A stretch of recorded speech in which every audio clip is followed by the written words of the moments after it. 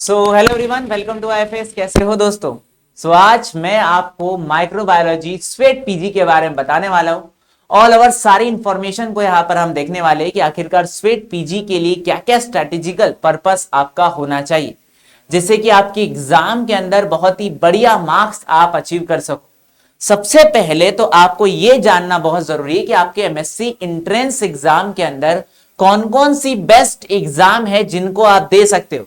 हालांकि हम बात तो सिर्फ स्वेट पीजी पर करेंगे, बट आपको यह पता भी होना चाहिए कि कौन कौन सी ऐसी एग्जाम होती है जिनको क्वालिफाई करके आप अपनी एमएससी को टोटल हाई ग्रेड लेवल के इंस्टीट्यूट से या आईआईटी से कर पाए। तो उसके लिए सबसे मेजर सबसे बड़ी एग्जाम जो है आईआईटी जेम, देन उसके बाद आ जाती है गेट बी, देन उसके बाद स्वेट पीजी। स्वेट पीजी एक ऐसी एग्जाम है जहां पर आप अगर बायोटेक बैकग्राउंड से नहीं हो, फिर भी आप एक टॉप इंस्टीट्यूट से अपनी एमएससी को परफॉर्म करना चाहते हो, एमएससी को क्वालिफाई करना चाहते हो, तो आपके लिए कैसा है, यहां पर एंट्रेंस टेस्ट होता है जिसके बेसिस पर आप टॉप इंस्टीट्यूट के अंदर एडमिशन ले सकते हो। और ये आपके साथ में जो एग्जाम हो रही है, इस एग्जाम में जनरल एप्टीट्यूड जैसा कुछ नहीं आता है, मैथमेटिक्स जैसा कुछ नहीं आता है, केमिस्ट्री फिजिक्स जैसा भी कुछ नहीं आता है। तो आपको सिर्फ और सिर्फ अपना ही सब्जेक्ट यहां पर देखने को मिलेगा। देन टिफर की एग्जाम होती है, जी सेट होती है, and then J state JEST exam होती है, एंड देन एनबीएचएम एग्जाम भी होती है। फाइनली अगर हम बात करें सिर्फ स्वेट पीजी के ऊपर, तो स्वेट पीजी की एग्जाम जिसके अंदर टोटल आपको 75 क्वेश्चन पूछे जाते हैं, 90 मिनट का समय होता है, 4 नंबर का एक क्वेश्चन पूछा जाता है, टोटल 300 मार्क्स का पेपर होता है, और हर एक क्वेश्चन रॉन्ग करने पर आपकी 1 नंबर की नेगेटिव मार्किंग होती है। ये चीजें याद रखने के बाद में आपको यह भी याद रखना है कि एग्जाम सीबीटी मोड में होता है और हिंदी इंग्लिश दोनों लैंग्वेज के अंदर आपको देखने को मिलेगा। कंप्यूटर बेस्ड टेस्ट है ना, रिटन एग्जाम नहीं है, कंप्यूटर बेस्ड टेस्ट आपको देखने को मिलेगा। देन अगर हम सिलेबस की बात करें माइक्रोबायोलॉजी के, तो टोटल कौन कौन सी यूनिट्स आपकी इस एग्जाम में आती है, तो एग्जाम में अगर यूनिट्स की बात करें तो microbiology, cell biology, cytology and genetics, biochemistry पूछा जाता है, फिजियोलॉजी पूछा जाता है, बायोटेक्नोलॉजी पूछा जाता है, बायोटेक्निक्स पूछा जाता है, और इम्यूनोलॉजी से भी क्वेश्चन बन जाते हैं। तो ओवरऑल ये सबका सब सिलेबस है। बट सर सबसे पहली बात तो मेन स्ट्रेटेजी तो यहां से चालू होती है कि आखिरकार कौन सा टॉपिक में कौन सा सब टॉपिक सबसे ज्यादा इंपॉर्टेंट है। सब टॉपिक के बारे में याद रखना बहुत इंपॉर्टेंट है। तो देखो, सबसे पहले तो सब टॉपिक के पहले मैं आपको यह बता दूं कि हमें इस एग्जाम को क्वालिफाई करने के बाद इन सेंट्रल यूनिवर्सिटीज के अंदर एडमिशन लेने का मौका मिल जाता है। तो ओवरऑल अगर देखा जाए तो हम इन सेंट्रल यूनिवर्सिटीज के अंदर एडमिशन ले सकते हैं। देन ये सारी की सारी सेंट्रल यूनिवर्सिटीज है। देन अगर हम कोड की बात करें कि सर हमारे माइक्रोबायोलॉजी सब्जेक्ट का कोड क्या है, सबसे पहले तो हमें यह भी पता होना चाहिए। तो आपके माइक्रोबायोलॉजी सब्जेक्ट का कोड यहां पर है SCQ-PO3 या P03, यहां पर आपका कोड है। इसी कोड के बेसिस पर आपका माइक्रोबायोलॉजी, या इसे हम अप्लाइड माइक्रोबायोलॉजी भी कहते हैं, अधिकतर आपके सिलेबस में अप्लाइड माइक्रोबायोलॉजी ही लिखा है। करना क्या क्या है, इंपॉर्टेंट टिप्स क्या है हमारी तरफ से आपको इन सिलेबस के बेसिस पर। सबसे पहले आपको कंसाइज और डायरेक्शनल स्टडी को परफॉर्म करना है। क्या है सर कंसाइज और क्या है डायरेक्शनल स्टडी? सबसे पहली बात तो आपको बहुत सारा स्टडी मटेरियल को ओपन करके नहीं रखना है, सिर्फ और सिर्फ कंसाइज वे में आप छोटे से छोटे फॉर्म के अंदर जितना अच्छा प्रैक्टिस कर सके उसकी थ्योरी को, क्वेश्चन को, एंड देन आप अगर मॉक टेस्ट में अच्छा परफॉर्म कर रहे हैं तो फिर इसका मतलब है कि आप सही डायरेक्शन में चल रहे हैं। देन दूसरा होता है कि भाई जब भी आप इसकी प्रिपरेशन करो, टाइम का मैनेजमेंट होना बहुत जरूरी है। दिन दिन भर अपने को लेकर नहीं बैठना है, सिर्फ कुछ समय के अंदर ही हमें बहुत ज्यादा अचीव करना है। देन इंपॉर्टेंट पॉइंट्स या इंपॉर्टेंट टॉपिक्स के ऊपर ही फोकस करो। कौन कौन से इंपॉर्टेंट टॉपिक्स हो गए सर, इसको भी हम देखेंगे। तो ये इंपॉर्टेंट टॉपिक्स के बारे में हमें पता चलता है जब आप एनालिसिस करते हो। देन इसके बाद में अपनी मिस्टेक को रेक्टिफाई करो और उसको बार बार मत दोहराओ। अगर आपने एक बार देख लिया कि ये कॉन्सेप्ट के अंदर में मिस्टेक कर रहा हो तो उसको वही पढ़ लो, वहीं पर उसके क्वेश्चन को सॉल्व कर लो, एंड देन जब आप क्वेश्चन को सॉल्व करना अच्छे से जान लो तभी अगले वाले कॉन्सेप्ट के ऊपर बढ़ो, वरना यहां पर आप उसी मिस्टेक को बार बार दोहराओगे। क्योंकि बायोलॉजी के अंदर सारे सब्जेक्ट एक दूसरे से लिंक फॉर्म के अंदर पाए जाते हैं। कहीं ना कहीं आप जो बायोकेमिस्ट्री में पढ़ोगे उसी के जैसा कुछ ना कुछ क्रिस्प कंटेंट आप सेल बायोलॉजी में भी पढ़ोगे। तो कुछ भी टॉपिक अगर आपका छूटता है तो वो आपके बाकी सब्जेक्ट के अंदर भी फ्लक्चुएशन कर सकता है, तो उसे समझना बहुत इंपॉर्टेंट है। फिर जब आपने सारी चीजें पढ़ ली है तो पीवाईक्यू की प्रैक्टिस जरूर करें, जितना हो सके पीवाईक्यू की प्रैक्टिस करें। अब कुछ स्टूडेंट मुझे ये कहते हैं कि सर पीवाईक्यू तो आते ही नहीं। भाई पीवाईक्यू नहीं आएंगे बट उसके जैसी लैंग्वेज तो आपको पूछी जाएंगी। और पीवाईक्यू को पढ़ने का तरीका यह होता है कि आपका जब एक करेक्ट आंसर आपको मिल जाए तो उसके बाद के आंसर को भी आपको करेक्ट करना है कि उससे रिलेटेड कॉन्सेप्ट क्या होना चाहिए, आपको वो चीजें वहीं पर राइट डाउन करना है। देन आपका एम हाई नंबर का होना चाहिए। आप ये सोच रहे हो कि सर हम सिर्फ 100 नंबर अचीव कर ले 300 में से हमारा काम चल जाएगा, तो दोस्तों आपका एम हाई होना चाहिए। आप हाईली स्कोर को सोचो, तभी तो आप कुछ ना कुछ उसके आसपास अचीव करोगे, और किस्मत अच्छी रही तो बहुत ज्यादा अचीव करोगे। सो फोकस हमें एवरीथिंग रखना है, हर एक सब्जेक्ट के ऊपर इक्वल फोकस रखना है, हर एक यूनिट के ऊपर इक्वल फोकस रखना है। ऐसा नहीं है कि मैं एक यूनिट मेरी बहुत अच्छी है, मुझे बायोकेमिस्ट्री आता है, मैं तो बायोकेमिस्ट्री ही पढ़ूंगा, बाकी सब्जेक्ट को मैं यहां पर नहीं पढ़ूंगा, बाकी सब्जेक्ट को मारो गोली। नहीं सर, हमें सारे सब्जेक्ट के ऊपर इक्वल पोटेंसी से फोकस करना है। देन मैं आपको बताना चाहूंगा कौन कौन से टॉपिक और सब टॉपिक ज्यादा इंपॉर्टेंट है। अगर हम बात करें इकोलॉजी की, तो इकोलॉजी में सबसे ज्यादा मेजर इंपॉर्टेंट टॉपिक आपका हो जाता है population ecology. Then population ecology के बाद सबसे ज्यादा क्वेश्चन आते हैं इकोसिस्टम से। ये दो टॉपिक ऐसे हैं जिनसे क्वेश्चंस आपको देखने को मिलेंगे ही मिलेंगे। ये दो टॉपिक जो कि बहुत इंपॉर्टेंट टॉपिक हो जाते हैं आपकी इकोलॉजी में। देन अगर आगे बात कर ले सेल बायोलॉजी की, तो सेल बायोलॉजी में सेल ऑर्गन और इम्यून सिस्टम, अच्छा सेल बायोलॉजी इम्यूनोलॉजी है, तो अगर हम यहां पर बात कर रहे हैं इम्यूनोलॉजी की, इम्यूनोलॉजी की बात कर ले तो इम्यूनोलॉजी से क्वेश्चन यहां पर आपको कैसे देखने को मिलेंगे। सबसे पहली बात तो ऑर्गन से अब ज्यादा क्वेश्चन नहीं आते, अब यहां पर सेल से क्वेश्चन आते हैं, एडेप्टिव और इनेट इम्यून रिस्पॉन्स से क्वेश्चन पूछे जाते हैं। देन इसके बाद में एंटीजन और एंटीबॉडी से क्वेश्चन पूछे जाते हैं, और इसके बाद अगर कोई इंपॉर्टेंट है तो वो है इम्यूनोलॉजिकल टेक्निक। इन तीनों से क्वेश्चंस आपको देखने को मिलेंगे। ये तीनों बहुत इंपॉर्टेंट कॉन्सेप्ट है या बहुत इंपॉर्टेंट टॉपिक है जिनसे क्वेश्चंस आपको देखने को मिलेंगे।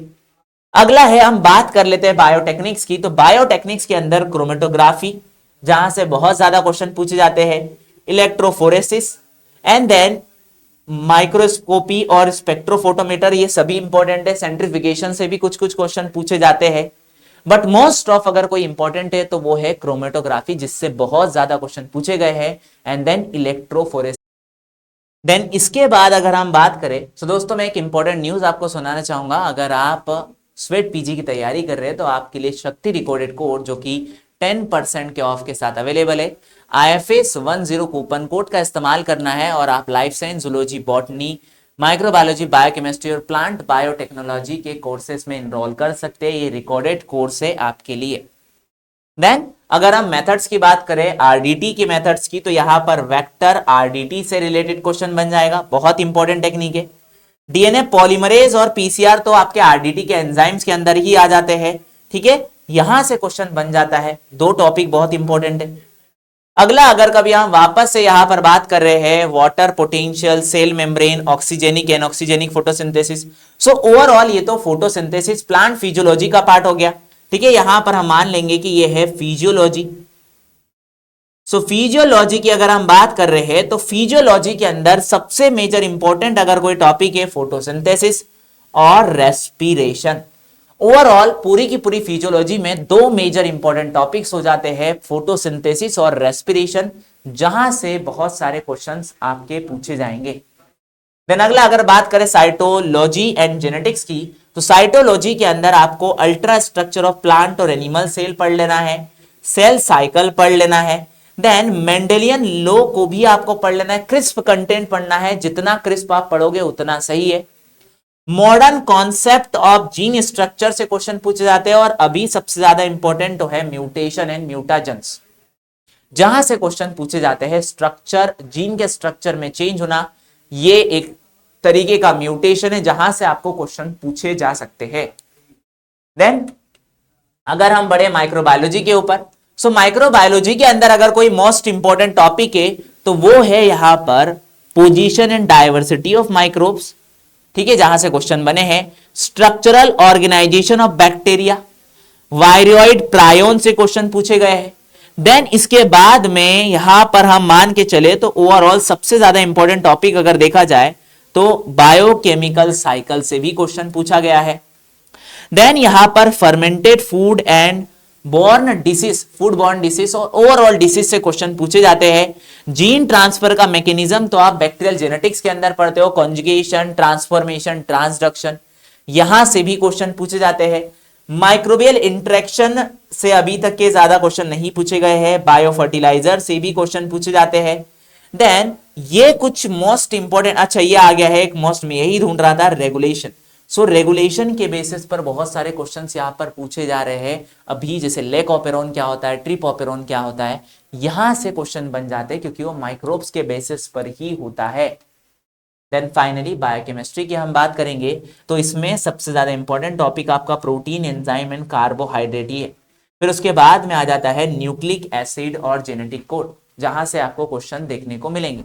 ओवरऑल अगर हम देखें तो हर यूनिट के कुछ कुछ टॉपिक बहुत इंपॉर्टेंट है, जहां से क्वेश्चंस आपको एज सच डायरेक्ट वे से देखने को मिलते हैं।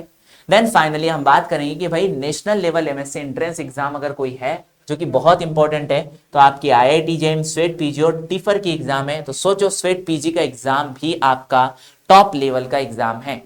देन दोस्तों मैं आपको एक और एक इंफॉर्मेशन बताना चाहूंगा, अगर आप आईआईटी जेईई बीटी और गेट बी 2027 के लिए प्रिपेयर कर रहे हैं तो आपके लिए 19 जनवरी से एक नया बैच शुरू हो रहा है जिसमें फ्लैट 10% का ऑफ है। IFS 10 कूपन कोड के साथ आप हमारी बैच में इनरोल कर सकते हैं। लाइव बैच है। अगर आप रिकॉर्डेड बैच के साथ भी जाना चाहते हैं तो यहां पर मैं आपको अश्वमेध रिकॉर्डेड बैच के बारे में भी बता दूंगा, इस पर भी आपको 10% का ऑफ मिलेगा IFS 10 कूपन कोड के साथ में। देन आप टेस्ट सीरीज को भी ले सकते हैं, टेस्ट सीरीज पर भी आपको टोटल 10% का ऑफ मिलेगा। IFS 10 कूपन कोड आपको यूज करना है। देन स्टेप्स क्या क्या होनी चाहिए सर, हालांकि ये स्टेप्स को मैं बता चुका हूं आपको, सबसे फर्स्ट ही इसमें सारी की सारी स्टेप्स को हमें समझ जाना है। देन अगर बात की जाए फाइनली टेस्ट सीरीज के बारे में हम बात कर चुके हैं। आखिरकार अगर आप कोई भी मिस्टेक्स करते हो तो उन मिस्टेक्स को वहीं पर क्लैरिफाई करें। मोस्ट इंपॉर्टेंट पॉइंट यही है, अगर आप अपनी गलतियों को सुधारना सीख गए तो फाइनली आप अपनी गलतियों के बेसिस पर एक अच्छा अचीवमेंट सीख जाओगे, ये मेरी गारंटी। आप गलतियों को अगर एक बाय एक करके सुधार लोगे तो आपको अपना एम हासिल करने से कोई नहीं रोक सकता, है ना। जब भी आप अपने शॉर्ट नोट्स बनाए तो कोशिश करें इस तरीके से डायग्रामेटिकली चार्ट और फ्लो चार्ट्स या डायग्राम्स और कहीं ना कहीं मैच द फॉलोइंग, ऐसा कुछ बनाने का ट्राई करें जिसके अंदर आप ज्यादा से ज्यादा बड़ी थ्योरी को छोटे से क्रिस्प फॉर्म के अंदर इनपुट कर सके, जिससे कि आपके पास एक क्रिस्प कंटेंट बने और आप उन्हें प्रॉपर वे से मैनेज कर सके। देन अगला ओवरऑल आपको टाइम मैनेजमेंट करना है, जो कि मैंने आपको बताया है। अपने आप को भी डिहाइड्रेटेड नहीं रखना है, मतलब पूरी तरीके से आपको आराम से अपनी हेल्थ की भी परवाह करना है ना। ऐसा नहीं है दिन भर लगे पड़ रहे हो, आपको अपने आप की भी हेल्थ की कहीं ना कहीं पूरी तरीके से केयरिंग करनी है और अपनी स्टडी की भी केयरिंग करनी है। समय के हिसाब से सही समय का इंतजार ना करें, है ना, मेहनत करते रहे, कंसिस्टेंसी ही आपको रिजल्ट देंगी। देन फाइनली अगर आप तीनों एग्जाम के लिए प्रिपेयर कर रहे हैं तो आपके लिए सबसे बढ़िया मौका है ब्रह्मास्त्र रिकॉर्डेड बैच का, जिसमें आपको अब इस रामबाण इलाज की जरूरत पड़ेगी, जिस पर भी आपको 10% का ऑफ है। IFS 10 कूपन कोड का इस्तेमाल करके आप हमारे इस बैच के अंदर इनरोल कर सकते हैं। IIT जेईई, स्वेट पीजी और गेट बी तीनों के लिए ये कोर्स कंबाइंड रिकॉर्डेड कोर्स आपके लिए अवेलेबल। आप सभी लोगों को हम लोगों ने ये बता दिया है कि आपके लिए मॉक टेस्ट डिसाइड किए गए हैं। आप सभी लोगों को इस संडे को भी मॉक टेस्ट देना है ना। आने वाला संडे जो है इस पर भी आपको मॉक टेस्ट देना है। टोटल 5 मॉक टेस्ट हमने आपके लिए फ्री ऑफ कॉस्ट रखे हैं। आपको जाना है, मॉक टेस्ट को जरूर जाकर देना है।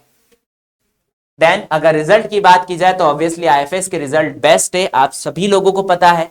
ठीक है, हमारे रिजल्ट की अगर हम बात करें तो आईआईटी जेम में टॉप 6 ऐसे स्टूडेंट है जो कि टॉप 10 में आए थे। ये स्वेट पीजी के वो चेहरे हैं जिन्होंने 200 प्लस मार्क्स अचीव करे थे। देन गेट बी के अंदर आप ये मान सकते हो कि टॉप 10 के सारे स्टूडेंट हमारे ही थे।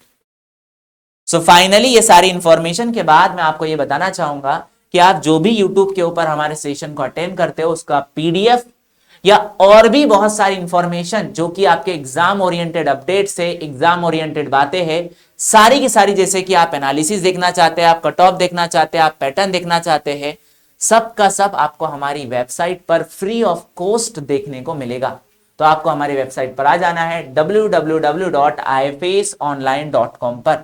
देन फाइनली आप हमारे साथ टेलीग्राम और इंस्टाग्राम पर भी जुड़ सकते हैं, जहां पर आपको बहुत सारे अपडेट 1 बाय 1 करके दिए जाते हैं और बहुत सारे क्वेश्चन की प्रैक्टिस भी करवाई जाती है। सो फाइनली मेरी इंफॉर्मेशन यहां पर कंप्लीट होती है। So thank you everyone, thank you for watching this video and happy learning दोस्तों।